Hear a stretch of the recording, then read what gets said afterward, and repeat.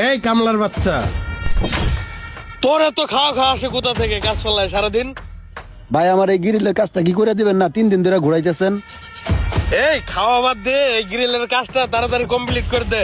দেশ না কমপ্লেন দিতেছে এই কাজটা নাকি 3 দিন আগে দেওয়ার কথা ছিল। কাজের কোনো নাম নাই, খালি খাওয়া খাওয়া। মহাজন সাহেব, সকাল থেকে এই পর্যন্ত কোনো কিছু খাইনি।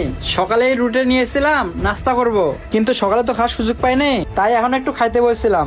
আচ্ছা ঠিক আছে মহাজন সাহেব, তাহলে আমি কাজটা শেষ করতেছি। খাওয়া বাদ দিয়ে এই বাইরের মালটা তাড়াতাড়ি কমপ্লিট করে দিয়ে দে। ঠিক আছে মহাজন সাহেব। হায় রে কপাল রে, গরিব হয়ে জন্মেছি দেখে আজকে খাবারটাও ঠিক মতো খেতে পারি না। ভাই আমার গ্রিলের বিলটা কত হয়েছে একটু হিসাব করেন দেখি। এই জীবন, এই বাইরের গ্রিলের বিল কত হয়েছে টোটাল? মহাজন সাহেব, ভাইয়ের টোটাল গ্রিলের বিল আছে 5200 টাকা। ও ভাই, আপনার গ্রিলের বিল আসছে 5200 টাকা। আপনি 5000 টাকা দেন। ও 5000 টাকা? ভাই এখানে 5000 টাকাই আছে, আপনি এটা ক্লিয়ার করে ভ্যানে করে আমার বাড়িতে পাঠাই দিয়েন। আচ্ছা ভাই ঠিক আছে, আমি ভ্যানে করে পাঠাই দিবনি, আপনি যান। ঠিক আছে ভাই, আমি চলে গেলাম তাহলে। এই সাইডের মাপটা একটু নিয়ে নেই, লম্বায় দেখি তো কতটুকু আছে। যাক, মাপটা তো নিয়ে নিলাম, এই ফাঁকে একটু রুটিটা খেয়ে নেই। ভাই, আপনাদের কাছে কি ভালো মানের এসএস এর রড হবে? হ্যাঁ ভাই, আমাদের ওয়ার্কশপে ভালো মানের 1 নাম্বার এসএস এর রড আছে। আপনার কয় পিস লাগবে? ভাই আমার তো বেশি লাগবে না, 10 পিস হলেই হবে। আচ্ছা ভাই, আপনি একটু ওয়েট করেন, আমি আপনাকে দিতেছি। এই কিরে ছাড়া, তুই কাজ বাদ দিয়ে আবার খাইতে বসছস? মহাজন সাহেব, সকাল থেকে এখন পর্যন্ত কিছু খাইনি। আপনি ঘড়ির দিকে একটু দেখছেন কয়টা বাজে? এই রুটিটা খেয়ে কাজটা কমপ্লিট করতেছি, অনেক ক্ষুধা লাগছে। এই তুই এত খাই খাই করস কে? কানের নিচে দিমু দুইটা। খাওয়া দাওয়া বাদ দিয়ে কাজ কর। আর এই বাইরে নাকি 10 পিস এসএস এর রড লাগবে, 10 পিস রড দে। ঠিক আছে মহাজন সাহেব, দিচ্ছি। হায় রে পোড়া কপাল আমার, খাবারটা আর খেতে পারি না, কি আর করার। ভাইকে রডগুলো দিয়ে দেই। এ ভাই দাঁড়ান দাঁড়ান, খাবারটা শেষ করেন, পরে আমাকে রড দেন। আমি এখানে বসতাছি, আমার তো আর তারা নাই, আপনি খাবারটা শেষ করেন আগে। ভাই সকালবেলা এই রুটিটা নিয়ে এসেছিলাম, এখন পর্যন্ত খাইতে পারিনি। 2বার খাইতে গেছিলাম, কিন্তু দোকানের কাজের চাপে এখন পর্যন্ত আর খাইতে পারিনি। ভাই রুটিটা নষ্ট হয়ে যাইতেছে, সকালে নিয়ে এসেছি, এখন বিকেল হয়ে গেছে। আচ্ছা সমস্যা নেই ভাই, আপনার 10 পিস এসএস রড লাগবে না? আমি আপনাকে দিয়েই তারপর খাইতেছি। কি বলতেছেন ভাই? আপনার রুটি নষ্ট হয়ে যাইতেছে, আপনি একটু রডগুলো বাই করেন, আমি আসতেছি। ঠিক আছে ভাই, আসেন। এই জীবন দ্বারা এসএস এর মাল দেওয়া লাগবে না, এখান থেকে বাংলা রড গুলা দে, আর বাংলা রড গুলা দিয়ে এসএস এর দাম ধরবে। কি বলতেছেন মহাজন সাহেব? ভাই না এসএস এর মাল চাইলো, আপনি বাংলা রড দিতে বলতেছেন যে? এই হারামজাদা, মহাজন তুই না আমি। এত সততা দেখাইলে ব্যবসা করে খাওয়ান লাগতো না। তোরে যা কই তা কর। আচ্ছা ঠিক আছে মহাজন সাহেব। 1 2 3 4 5 না 10টা আছে এখানে, সবগুলো নিয়ে যাই।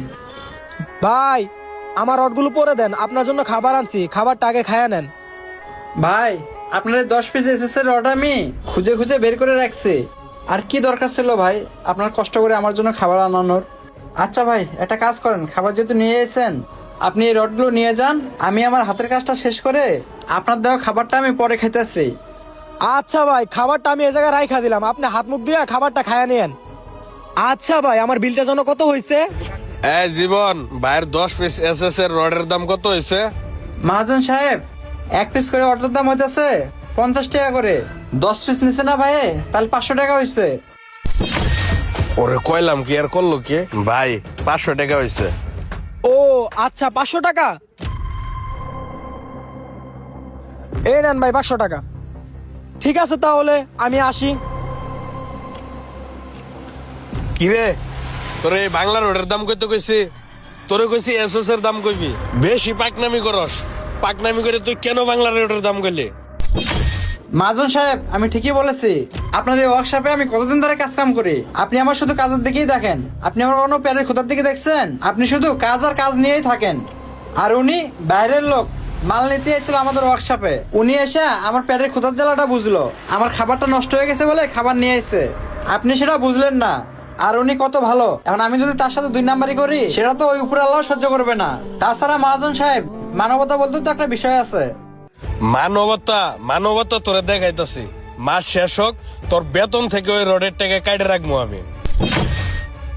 তোর ওই খাবার আর খেতে হইবে না, যা কাজ কর। আজকে না খেয়ে তোর কাজ করতে হইব। আচ্ছা ঠিক আছে মহাজন সাহেব, তাহলে আমি কাজ করতেছি।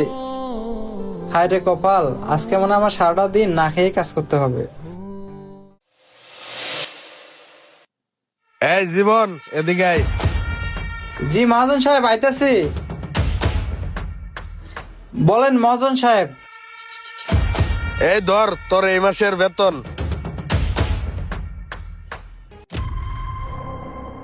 মহাজন সাহেব, আজকে মাসের 1 তারিখ, আপনি তো বেতন দেন আমাকে 10 তারিখে।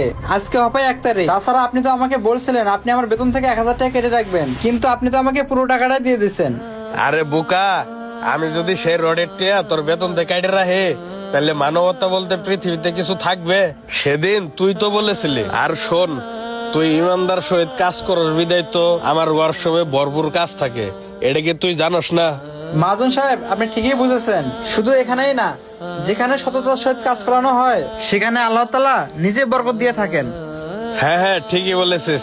আচ্ছা যা, কাজ কাম কর। ঠিক আছে। এই দাঁড়া ধর, এই মাসে তোর 1000 টাকা বকশিস।